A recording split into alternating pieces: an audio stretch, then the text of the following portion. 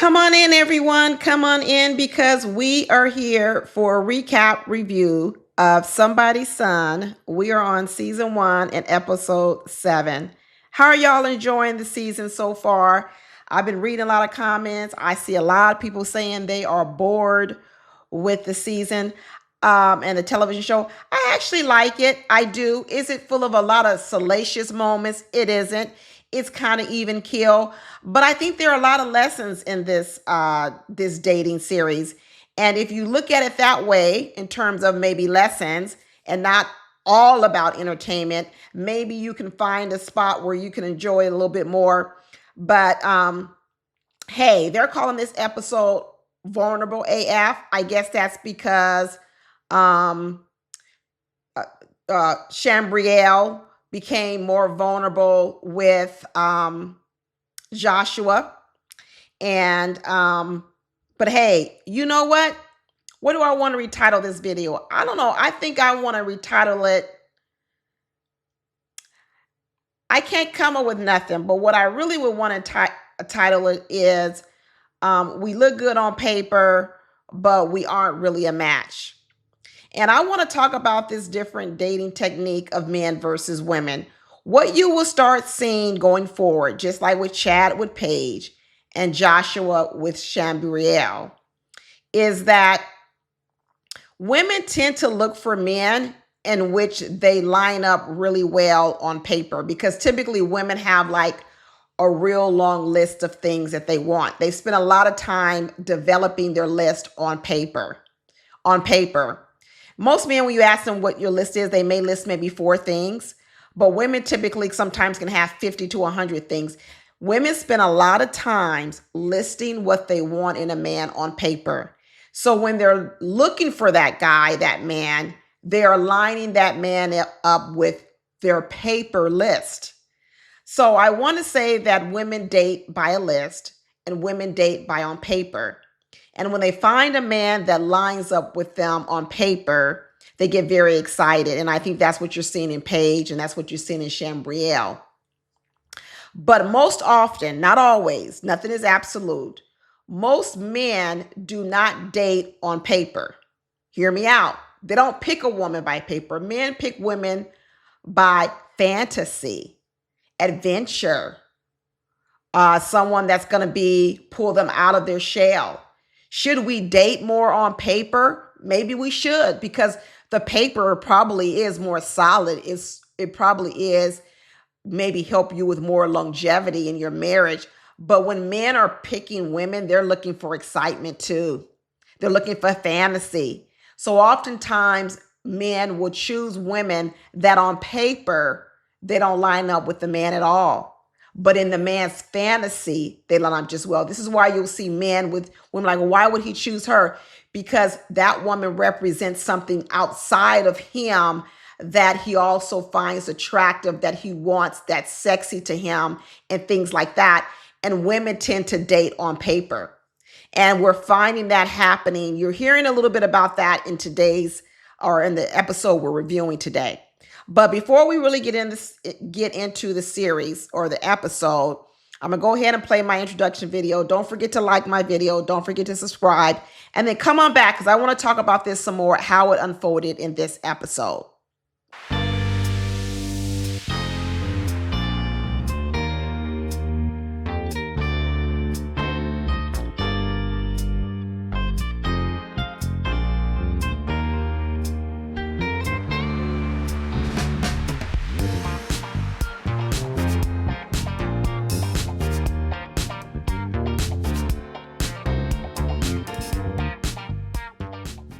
So welcome back. So we are talking about what we first saw, which was Chad and Paige. Because remember, Chad was going out on a date and Paige was chosen by his mother, Kina. Kina was the one that says, I want you to go out with Paige, even though who Chad really wanted to go out with at the time was he wanted to go out with the other young lady. What was her name? Her name is not Lauren. Is it Jasmine?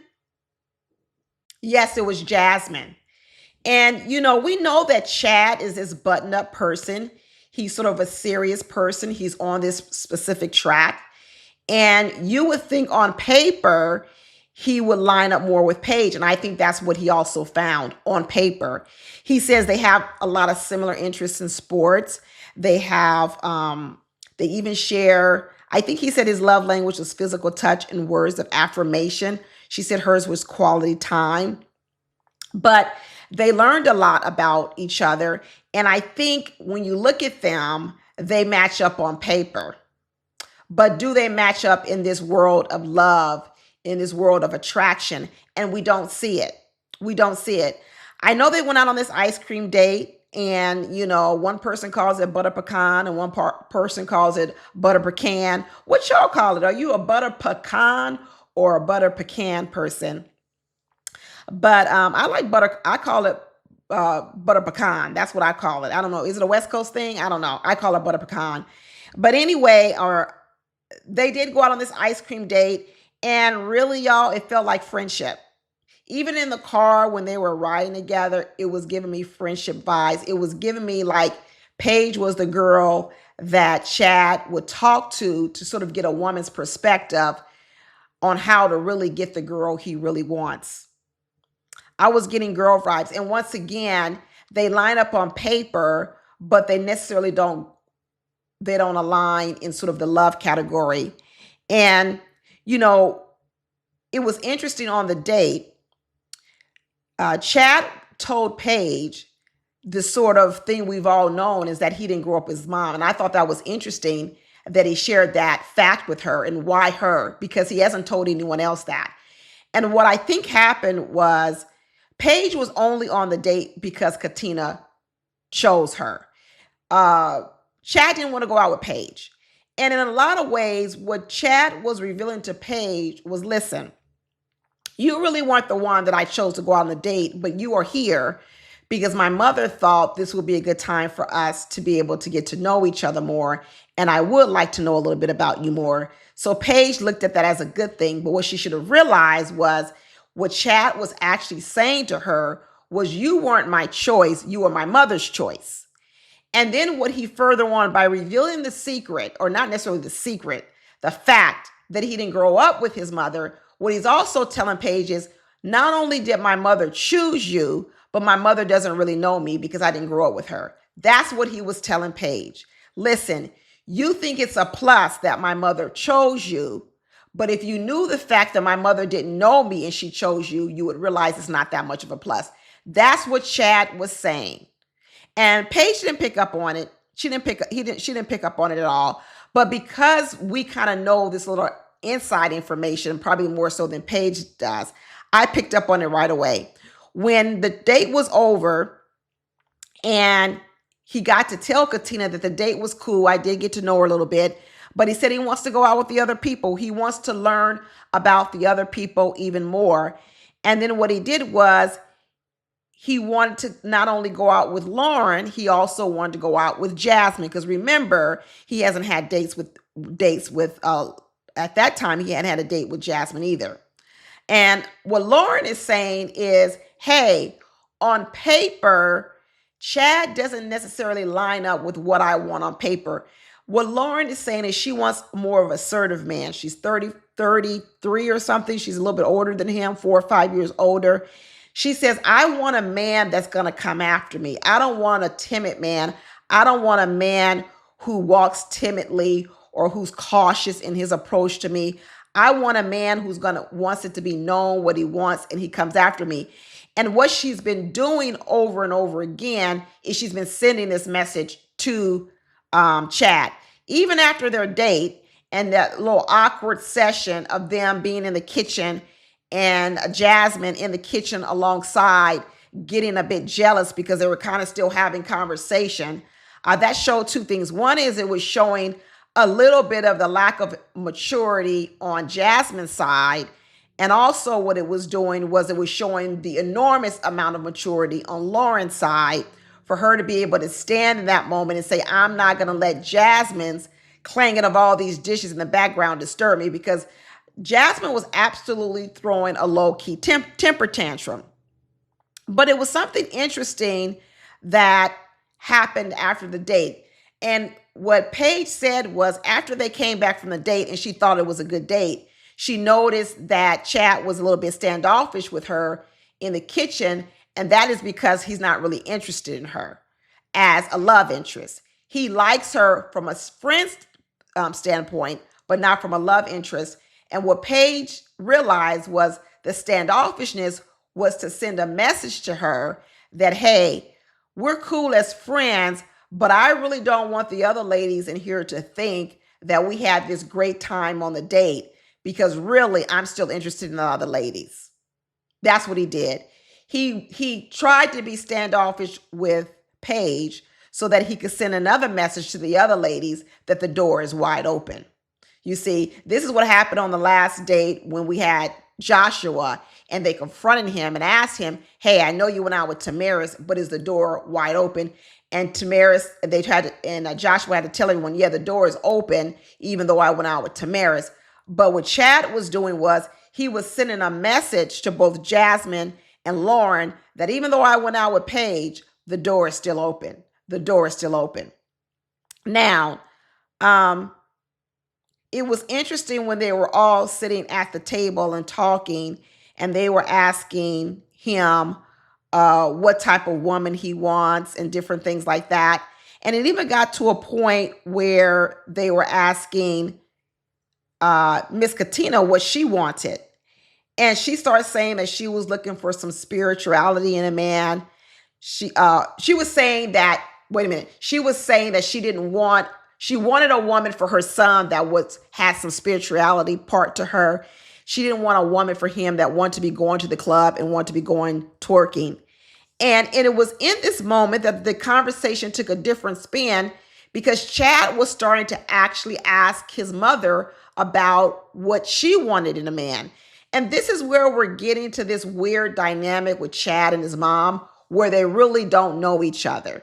They really don't know each other. And Katina was, she teared up over it because I think for her, it was the first time she felt maybe that her son was even taking an interest in her.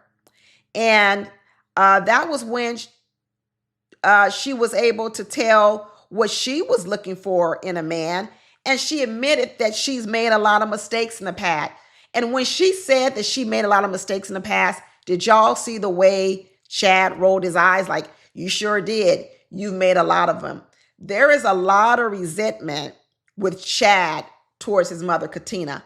And when they have that conversation about, do you forgive easily? And what Chad says is he doesn't forgive easily, that he likes to get on some get back.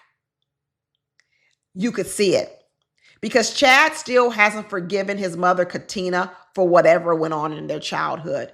Whatever part that made Chad go and have to live with his father, Chad has still not forgiven his mother. So when you talk about a person who holds a grudge, Chad was being honest. He said, yeah, I don't have that much empathy.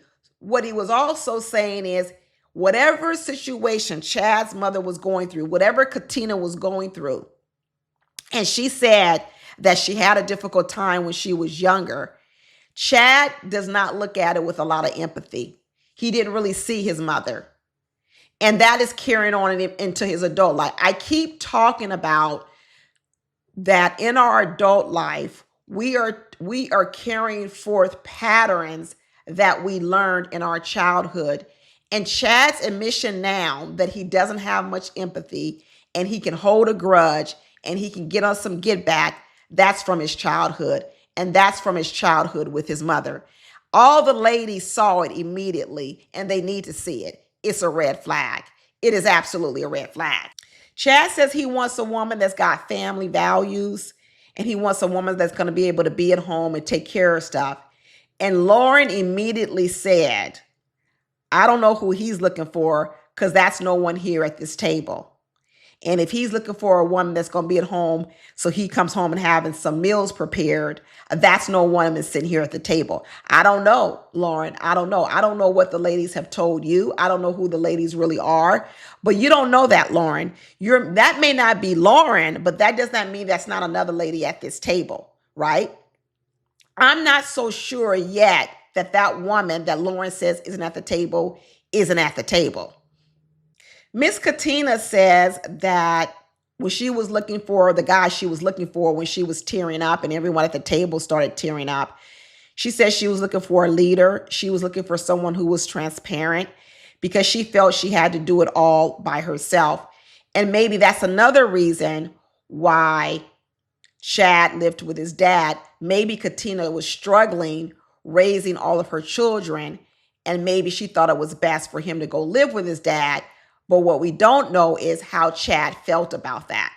And part of me believes that Chad is still resentful for whatever reason, whether he's resentful, even if he wanted to go, he could be resentful of the fact that his mother wasn't in a position where he could have stayed with his mother. It could be very tricky. In one way, he could have wanted to leave because he wanted to leave a situation he was in with his mother. But in another way, he could still be resentful of his mother and feel as if his mother wasn't strong enough or didn't have the fortitude, the wherewithal, the knowledge, the whatever it took for him to have the option to have stayed with her. We really don't know. And that's what I'm saying, that right now, I feel like Chad has a lot of unresolved emotions around his mother. And honestly, I don't think he's ready for a relationship in terms of marriage with a woman. I think he needs to do a lot of healing. And I think he's going to need a professional to help him with that healing. In fact, I would probably suggest that he does individual counseling, but it might be a good idea for him to also do counseling with his mother, both. But I probably would start with individual counseling and then maybe interweave or have a few sessions with his mother, because there is an obvious strain in their relationship. And that is playing a part in the way that he selects women and also how he deals with women. That whole comment about getting his lick back, even though he tried to clean it up later on his date and explain that, oh no, what I meant was if a person doubts me, I have the fortitude and what I try to do is I become determined to prove them wrong. No, that's not the same as a lick back, because someone saying, I'm not for sure you can do it, that to me isn't like a situation where you need to get a lick back. Sure, I can understand trying to prove people wrong. I mean, I can understand that part, but the lick back, that's completely different. So although he tried to clean it up, I believe that his first words out his mouth were his more true words, and that is he likes revenge. And I think, like I said before, I think there's some revenge that Chad has harbored for his own mother. One of the things when I was talking about how Jasmine was reacting after the date Chad had with Lauren was she really started showing her jealousy, this sort of immature side of her. And I don't want to say immature like it's bad, but she's just a young girl. It hasn't been developed yet, right? She's still lacking some maturity, and she'll grow into that. But what she said to him was, I will be the girl that's going to spice up your life. She says that she can be an overthinker and she can also be an oversharer. And she says she also needs a person that's going to reassure her a lot. So in a lot of ways, both she and Chad are both saying that one of their love languages is going to be words of affirmation. And what I'm wondering, though, is I'm wondering if Chad is going to be able to speak the love language of Jasmine. Is Chad going to give all of that reassurance to Jasmine that she says she needs? Because you can see the way that she was feeling very insecure and unsure of herself, that she does need a lot of assurance. And I'm not quite feeling that Chad would be able to give her that. Because when Chad said he lacks empathy, in order to give a person assurance, one is you've got to be able to recognize that they need it. And then when you see that they need it, you've got to be willing to give it. And what Chad often says is he's lacking empathy. He's lacking the ability to sort of see how or feel how another person feels. So he would miss a lot of cues. And if he missed a lot of cues, it could leave Jasmine hanging and sort of flailing in the wind, and she's going to feel out of sorts. Because I think that's what you're starting to see with Jasmine. She's needing some assurance from Chad that she is like his top guy, and she's kind of flailing in the winds because she doesn't have it. And as a result, I think what Jasmine is going to do is she's going to try to ramp up her maybe more assertiveness so she can get the assurance she needs. We saw the clip coming where they go out on a date, and Jasmine is going to make sure she sets the stage so that she gets that kiss from Chad and reels him in. But that assertiveness from Jasmine is also what Chad likes. He says he likes her directness. You see, Lauren is playing the game where she wants the man to chase her, to be assertive and run after her. But that's not Chad's personality. Chad has said it over and over again that he likes the assertiveness of Jasmine. And what Chad has also said is he likes words of affirmation. He actually wants the woman to come to him. He wants the woman to make him feel comfortable so that he can be more bold in his own moves. So in Jasmine's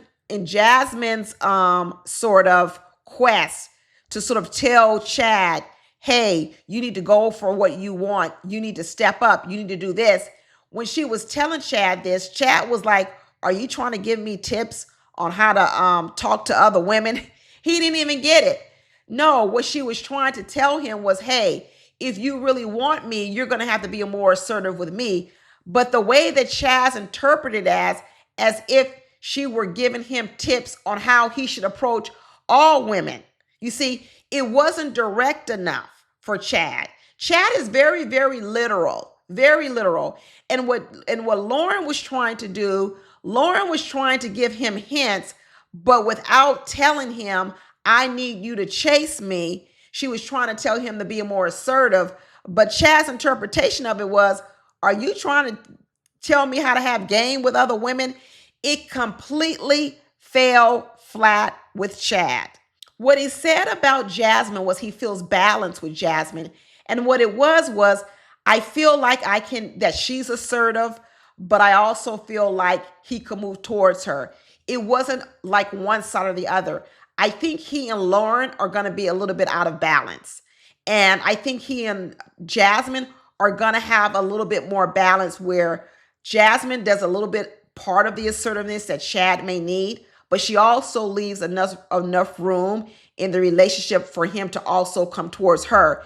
And I think what Lauren is Lauren is practicing a different technique, which is she really wants Chad to do a lot more of the heavy lifting. And I'm not for sure he's capable of doing that. And you got to remember that Chad is coming from a woman, a mother like Kina, who in a lot of ways has showed a lot of dominance around him and also kind of told him what to do. And when you start to listen to Lauren, a lot of it can start to sound like she's coaching him, telling him what to do, telling him what he needs to do. And in the end, that may not feel as comforting to Chad as a Jasmine approach will feel to him. But as Lauren and Chad were on this date, they actually grew closer with each other. I think maybe their initial perception of each other was able to change during this date. One is Chad talked about how beautiful Lauren was, how pretty her face is. He also talked about he loved her etiquette and that he would never think that she would embarrass him in public. I thought that was very interesting. I think Chad is looking for a really more traditional type wife. Like he said, he wants a traditional family. And he liked that about Lauren. And Lauren said, yeah, that's who I am. And I think that Lauren also, as she got to peel back a few layers of Chad, I think she thought, wow, even though he is younger than me, he doesn't come off immature. So maybe I was prejudging him a little bit too soon. Chad said, it's pretty clear that Kina really, really loves Lauren. And the reason why I think Kina really likes Lauren is because I think Kina and Lauren are closer in their own personalities and styles. But that could backfire. That could really backfire. I really see how Kina and Lauren are more closely aligned. Probably they're very good in business. Because remember, what Chad said, one of the reasons he talks to his mother, a lot of their conversations is around business. And Lauren actually presents her way in a very business manner. And I think what Chad sees in Lauren is that businesswoman. He likes that. He sees how a Lauren in his life could help him grow, probably could teach him some things, could help him move into this new era. So what he's looking at is he's saying, hey, that's one of the things I value in my mother, her business acumen. And in talking to Lauren and seeing her maturity, I'm actually valuing that in Lauren too. But the problem is, will he want to sleep with that long term? Will he want that woman as his wife? And what he said was he does not want a woman that out earns him. He says that will be a problem for him. He says it will make him work harder. Yeah, he will work harder, but does he want that pressure all the time of competing with a wife? And honestly, I feel after a period of time with Lauren, that's how Chad would feel. I think Chad would feel actually too much pressure from Lauren, too much to the point where it will become uncomfortable to him. We'll see how things turn out. Miss Jasmine, she better hold it together because she is falling apart. She is emotionally falling apart. So it's going to be interesting to see what happens down the line. If she can hold it together, as she says, I don't chase, I replace. Okay, Jasmine girl, you talking a big game. You talking about all this bravado and confidence you have. But girl, you over there curled up in the corner, sliding down the wall. Get it together, Jasmine. Get it together. We also got to see Oma and Joshua, and we got to see a lot of Shambrielle this episode. They finally got their date together, and Shambrielle was like, can we just talk about the elephant in the room, the fact that you and I showed the most chemistry in the photo shoot. We shared that kiss, but yet here we are. I'm the last one to get a date. And Shambrielle had very good questions once again on the date. And I think she and Joshua did connect with the minds. And he said it, the conversation with Shambrielle flowed very easily. Shambrielle was like, I can't really read you that well. But even in that, he still did not admit that he was a professional football player. And he said, there have been times where I felt like I was taken advantage of because of the fact that I'm a football player. He didn't say the part about the football player. And so he does tend to be a little bit vague about his identity. And he mentioned that he had a lot of trust issues. And I think Shambrielle being, sort of emotional, intelligent as she is in some ways, she felt she was starting to connect with him. And so this is where I guess we get the title of this episode, which is Vulnerable AF. And what Shambrielle started sharing was a personal story that her mom had her at a young age of 18, and that her dad was incarcerated when she was young, and that she doesn't really have a great relationship with her dad. But I think she mentioned one of the first times he really showed up for her was, I think, at her graduation.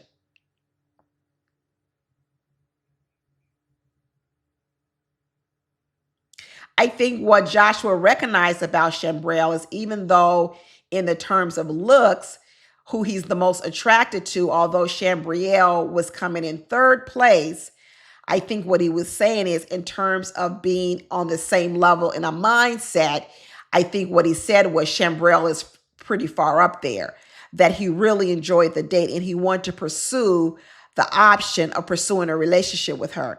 I think what Josh is getting close to is saying that Shambrielle, looks-wise, isn't the woman that I normally date. But what he's experiencing is he's experienced a different type of connection with her that isn't just on the sort of physical side. And what he's trying to figure out is, have I been dating wrong? Should I pick a woman who I'm more in line with on this level, which is what he's experiencing with Shambrielle, versus just going off looks alone? And I think that's what he's tussling with right now. It's interesting that Shambrielle said that her last relationship was a 3-year relationship. And it's been, I think she said, it's 5 years since her last relationship. Or I don't know if it was a 5-year and it's been 3 years since her last relationship, but it was like a 3 and a 5 looking at my notes.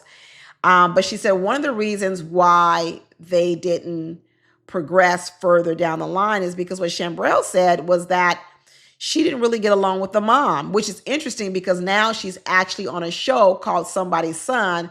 But yet the demise, she's saying a big part of the demise of a relationship before was that she didn't get along with the mom, and she felt that the guy she was dating didn't draw enough boundaries with the mother. So she was curious to know whether or not Joshua still had issues drawing boundaries with his Auntie Oma. Now, I also find it interesting because I'm not sure where Shambrielle falls on the spectrum of who Auntie Oma is liking the most, right? When Auntie Oma is ranking these ladies, how is she ranking the ladies in terms of a best fit for her son? And honestly, it's not too clear yet. It really isn't too clear. One thing I thought when they started talking about their timelines and Joshua was making it clear that he is really on like a 4 to 5 year track. Joshua's not getting married in 1 year, 2 year, or 3 years. So when they had the conversation about what is your timeline, and Shambrielle said there is no timeline, that's fine. You can say that. But unfortunately for ladies, there is a timeline. There is. I know women can have babies well into their 40s, but it may not be what you want. So when you're already 35 years old and you're talking to a man who's now only 30 and he's talking about what is your timeline, because for him, he's 30. He's probably not even looking to get married until another 4 to 5 years, which means he may not even be having children until another 6 years, and you're already 35. That would mean you'd be probably 41 having children. And if you want to have multiple children, you can't deny that it's an issue. This is why any young ladies, if you are in the young age, I would suggest that you start trying to craft your life. As much as I know this goes against the grain of things, to start crafting your life, to try to start paying more attention to your dating life and marriage life, if that's what you want, earlier than later. Earlier than later. That's what I say. Earlier than later. Dating has changed enormously. The benefits of waiting till you're older, a lot of those benefits have been wiped out because dating has changed. Back in my day and time, it was a lot easier to find men who were marriage minded, who wanted to get married. So it was a lot easier to wait later in life, because once a woman made up her mind that she was ready to get married, it wasn't that difficult to find a person and get married. It really wasn't. Now it is a lot more difficult. So as a result, you have to start a lot sooner. You have to start a lot sooner. You cannot wait until you are 32. You just can't anymore. It may take you 6, 7 years.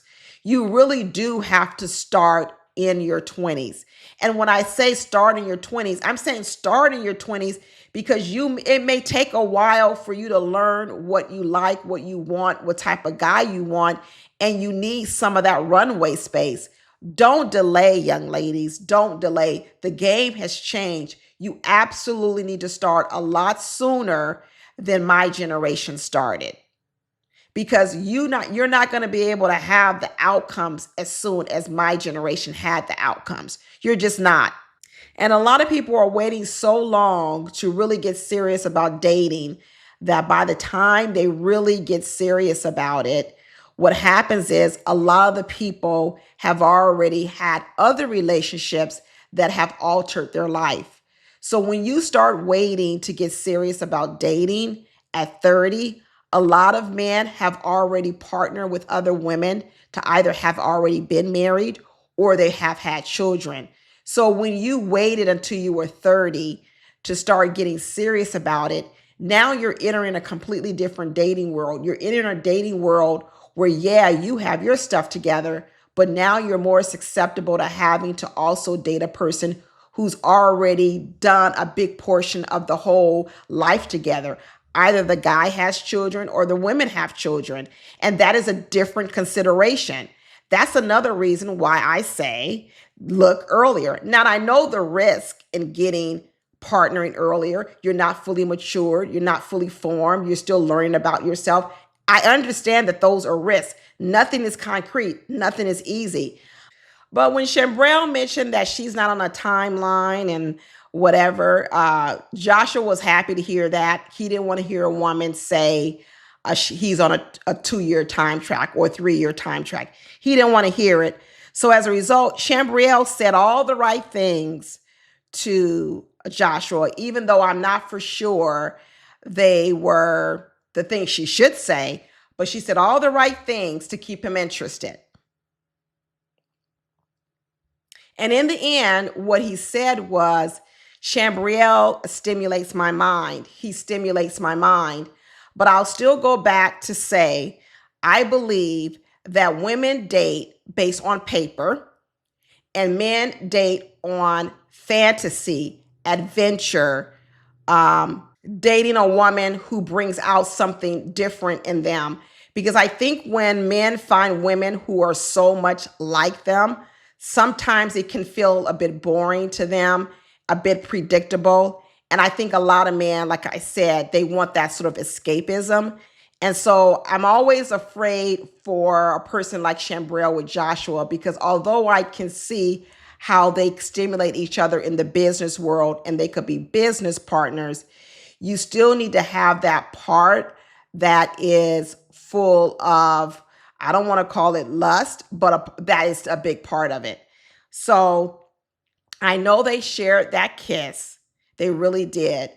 But I will need to see more that Joshua's attraction to Shambrielle is more than just being stimulated by the mind. I'm going to need his loins to be stimulated before I believe it. But anyway, that's all I got, y'all. What do you think down in the comments? Don't forget to like the video. Don't forget to subscribe. And don't forget, like I said, to leave a comment down below. And I'll talk to y'all later. Bye.